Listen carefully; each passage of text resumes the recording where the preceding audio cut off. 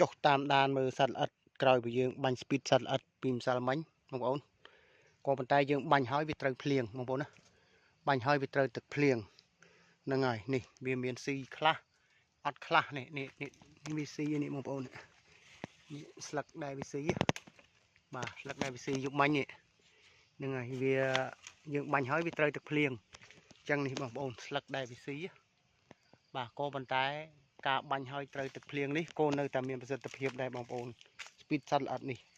នៅតែមានប្រសិទ្ធភាពបងប្អូនអ្នកមើលវាស៊ីឡើងឡើងខុញបងប្អូនណាហ្នឹង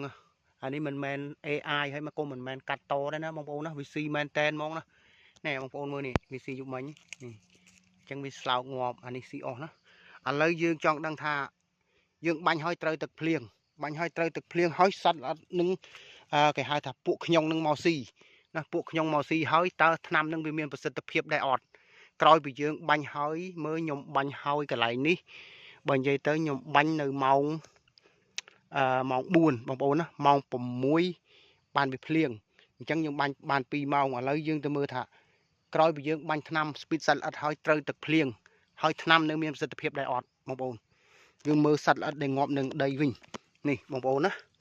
បាទនេះបងប្អូនឃើញទេឃើញទេនេះទឹកងាប់ឯនេះ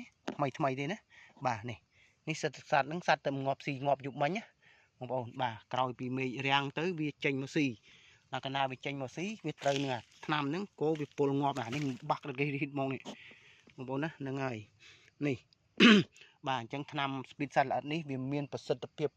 ខ្ពស់តែម្ដងបងប្អូនណាបាញ់បានតែ2ម៉ោងទេហើយក៏ត្រូវទឹកភ្លៀងយ៉ាងយូរយ៉ាងច្រើនហើយនៅតែវាមានប្រសិទ្ធភាពទៀតនេះបងប្អូននេះពលព្រៃណាខ្ញុងនេះបងប្អូនមើលថ្មីនេះឃើញទេបងប្អូនបាទនេះអញ្ចឹងបងប្អូនបើសិនជាការបងប្អូនមានខ្ញុងបងប្អូនប្រើ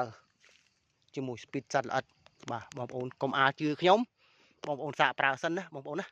បាទបងប្អូនសាកប្រើសិនបងប្អូននឹងដឹងថាស្ពីតសត្វល្អិតតើវាមានគុណភាពកម្រិតណាបងប្អូនសាកប្រើសិនបាទអរគុណច្រើន